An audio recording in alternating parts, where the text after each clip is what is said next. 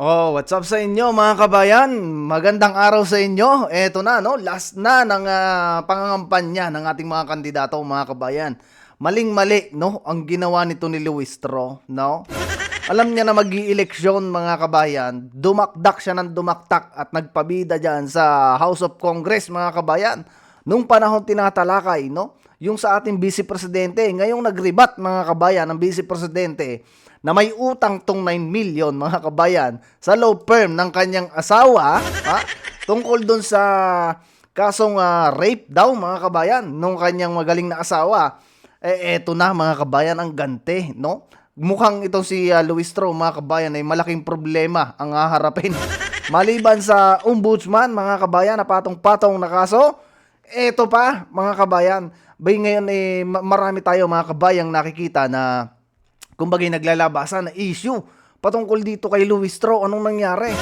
May ipakikita ko sa inyo, mga kabayan, at nagsasalita yung isang dating empleyado niya kung paano siya inabuso, no? Yan, mga kabayan, ay post ni Mr. Angkol. Yan ay nakita natin. Kaya ibabahagi ko rin sa inyo na kay Jinky Luis Tro na lang, mga kabayan, kung sisinungalingan niya itong paglalahad, mga kabayan, ng mga nangyari sa kanya nung siya'y panahon na, nandyang empleyado ni Luis Tro. Nako, tunay, mga kabayan. Dito natin makikita talaga, no, yung mga baho, no, pagdating sa eleksyon, mga kabayan. Anyway, maraming salamat nga pala, mga kabayan, sa mga bagong subscribers natin. Sa mga hindi pa, ayan, mag-subscribe kayo na sa ganon, mga kabayan, maging updated kayo sa ating mga video. Doon sa mga nagtatanong na puro lang daw tayo sabi, mga kabayan, na may video, kino-comment ko dyan, no, yung link, mga kabayan, na kung saan si Luis Tro namimigay. Di panoorin nyo na lang, mga kabayan, no. Anyway, eto, pakinggan natin itong itong sinasabi ni Luis Tro bago yung isang empleyado niya, no, na nagko-complain or naglalahad, mga kabayan, ng sinapit niya, ng masaklap na sinapit niya dito sa magaling nating congresswoman. O, pakinggan natin, mga kabayan. Nais ko lamang po magbigay ng mensahe kaugnay ng naging pahayag ng ating Vice Presidente kahapon sa sortie ng ating katunggali. Mawalang galang po. Mukhang mga kabayan, no, mukhang kumbaga haggard siya dito, problemado, mga kabayan. Nataon pa ng ng pangangampanya itong problema na to. Hindi po buwaya ang Congresswoman ng Batangas 2nd District. Ang Congresswoman po ng Batangas 2nd District. Hindi daw buaya, mga kabayan, ano yung sinasabi ni Mayor Magalong na talaga naman, mga kabayang, overpriced, no, yung mga reflector lights diyan sa kalsada papuntang Batangas, mga kabayan. Pati yung barrier, no, overpriced, mga kabayan, yung proyekto nito ni Luis Tro. Ay Congresswoman na nagtratrabaho Nakaw. sa tiwalang ibinigay ng taong bayan. Pangalawa Stress, po, stress, mga kabayan. ang Council of Record po ng aking asawa sa mga fabricated cases of rape na kanyang pinagkaanan. Fabricated, mga kabayan, ha? Bakit nagtago? Di ba? Total naman, mga kabayan, lawyer to, abogada, mga kabayan. Bakit hindi pinagtanggol at kailangan pampataguin? Kung yan pala fabricated. Ay si Attorney Nilo Divina ng Divina Law Office and my two good friends, Attorney Johnny Magboo and Attorney Bong Panganiban. Pangatlo, kung ako man po'y may pagkakautang, Magbayad. ako po'y nakikisuyo. Sana po ako'y mapadalhan. Kita ninyo, mga kabayan, no? Parang, kumbaga, lumalabas ditong wala siyang alam, mga kabayan, dun sa utang na yon. Sa palagay ninyo, mga kabayan, si BP Sara magsisinungaling doon sa ganong karaming tao na sasabihin nga rin si Jinky Luis Tro ay may pagkakautang, no? Dahil dun sa kaso na kinaharap ng kanyang asawa. Sa palagay ninyo, mga kabayan, yun nga kay Bungit, mga kabayan, na sinasabing si Lisa Tanas isangkot doon sa pagkamatay ng isang eredero. Diba, isinabi din yun ni BP Sara at meron pinangahawakan, mga kabayan, dokumento. Diba? At alam naman, mga kabayan natin na talagang lantara na, mga kabayan, sa social media na talagang si Lisa, mga kabayan, ay sangkot doon at nakakuha silang dokumento. Maliban kay Maharlika, si BP Sara meron din. Kita ninyo, hindi makapag-file ng case, mga kabayan, kasi malalaman ng taong bayan, ay totoo nga, mga kabayan.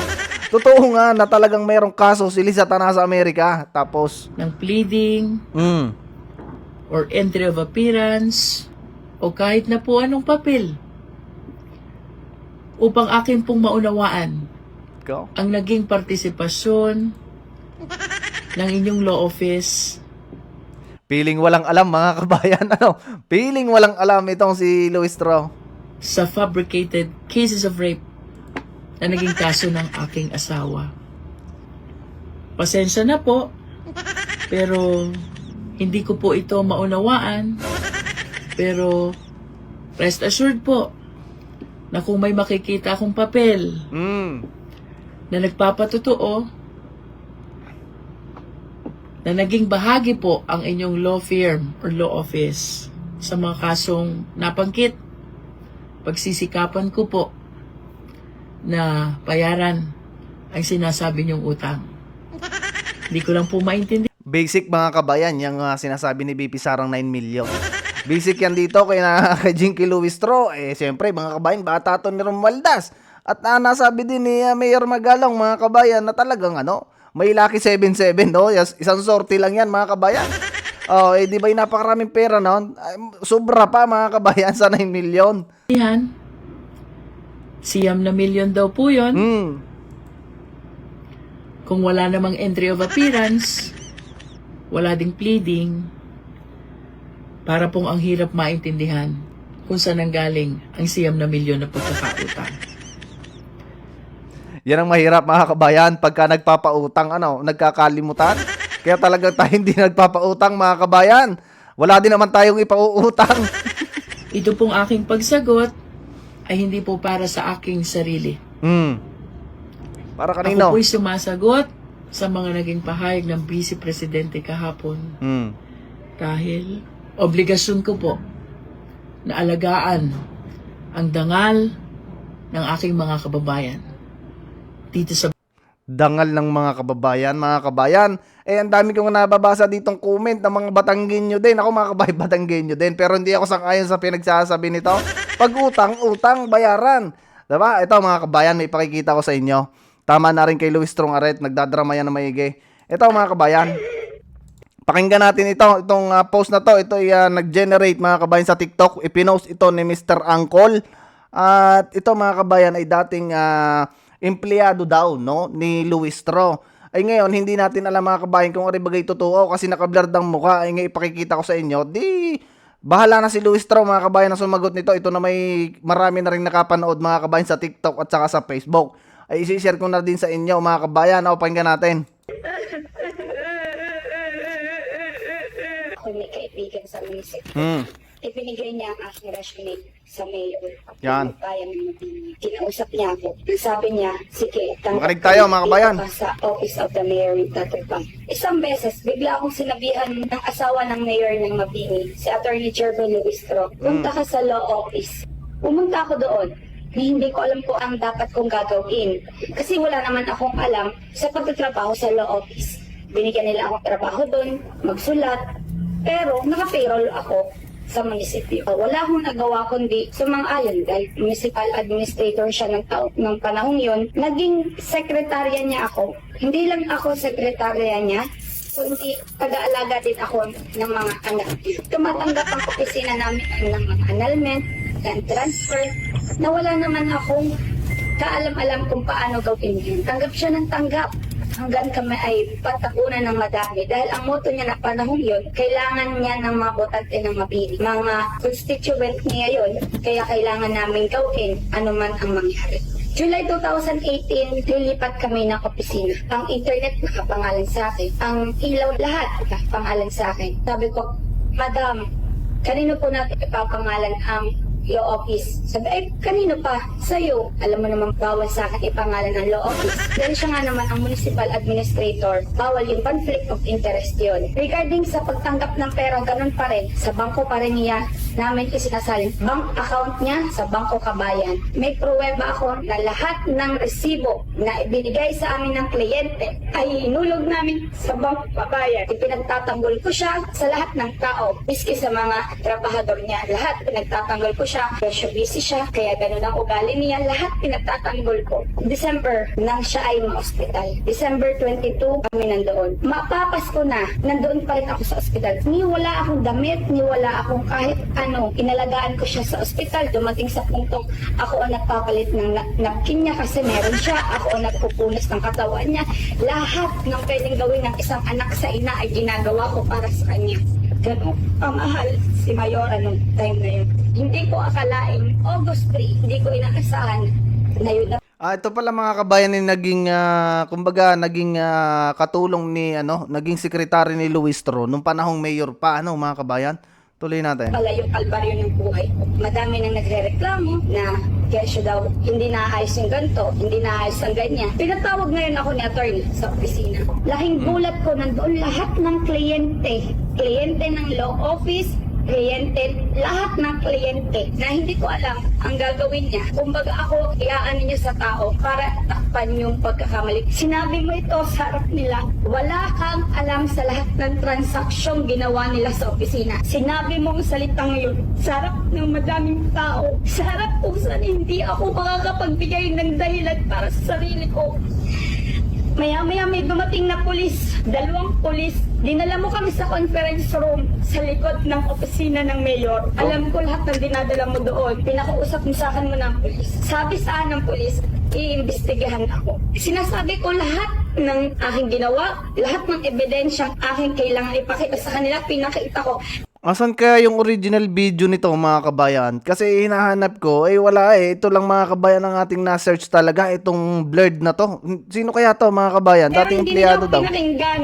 Wala silang pinakinggan sa akin. Biruin mo, 4 kami sa opisina, ako lang ang ginanto mo. Dumating sa atin, may dalang mga kasulatan. Habang binabasa ko ang ginawa mong kasulatan, hindi lang ako ang dinudurog mo. Ibinigay mo ang mga dokumentong dapat kumpirmahan. Ngayon wala sinabi sa akin ang mga pulis na kailangan kong abogado para bago ako pumirma.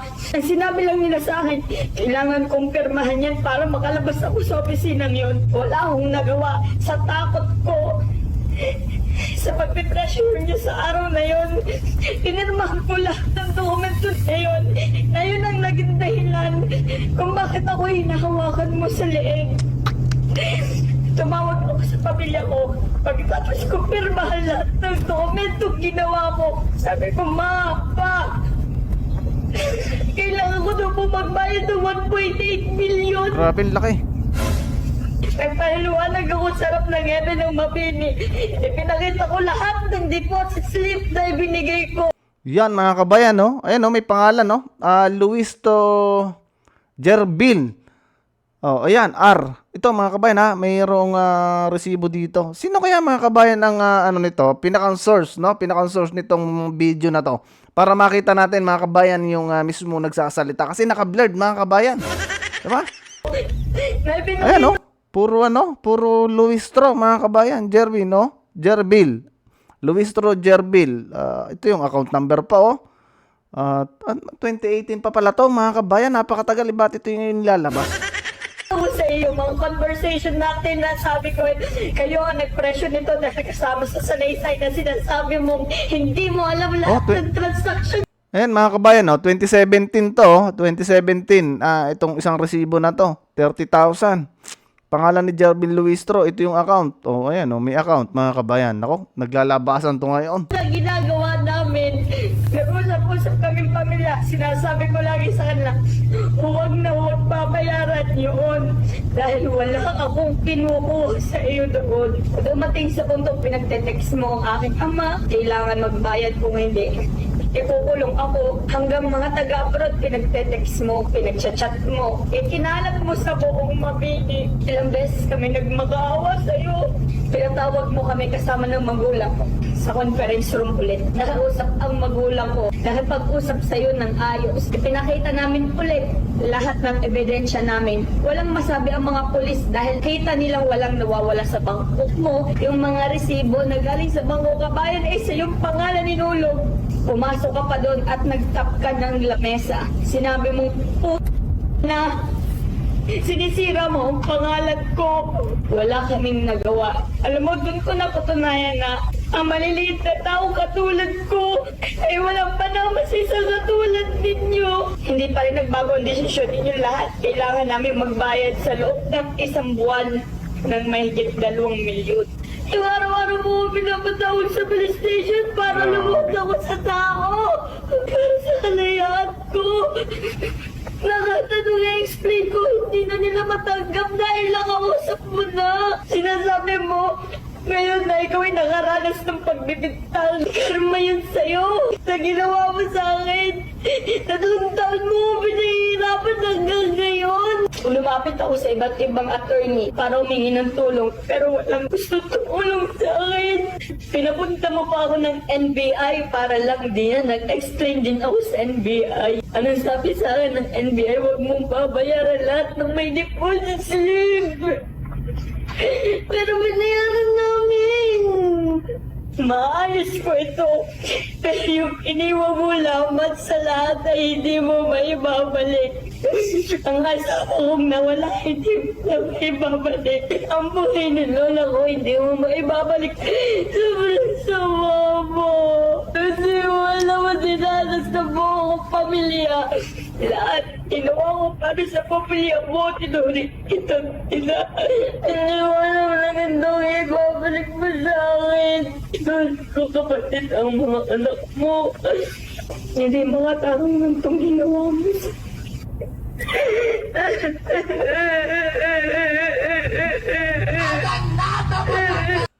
Grabe mga kabayan, tayo medyo na ano dito at di natin nakikita yung mukha nung nagsasalita, ano. Pero kung ariman mga kabay totoo, no, ay bakit ito napakatagal na mga kabayan, hindi natin narinig tong balita na to. Ito kasi mga kabayan ay lumalabas ngayon at nagsisirculating sa social media, ano. Na-pick up natin mga kabayan at yan ay post, no, ni Mr. Angkol at tingin ko mga kabayan, yan ay lumabas din sa TikTok account. So, kung ito mga kabayan ay totoo, ay grabe naman na rin si Luis Strong mga kabayan. Diba? Bukod doon sa utang niya kay BP Sara na 9 million na hanggang ngayon hindi pa nababayaran, naghahanap pa ng dokumento. Mukhang nakakalimutan niya mga kabayan yung utang niya dyan sa law firm ng asawa ni BP Sara. Ito kasi ang problema mga kabayan, no? Ang hilig nilang magbato ng mga hindi magaganda doon sa vice presidente, na which is sila din pala mga kabayan may mga matitinding baho, ano? Katulad na lang nung asawa niya, itinago niya mga kabayan, na which is lawyer siya, alam niya na mali yun mga kabayan. Tapos natakbo na naman mga kabayan. Nako, sana'y magising na ating mga kapwa Batanggenyo dyan. But anyway mga kabayan, no.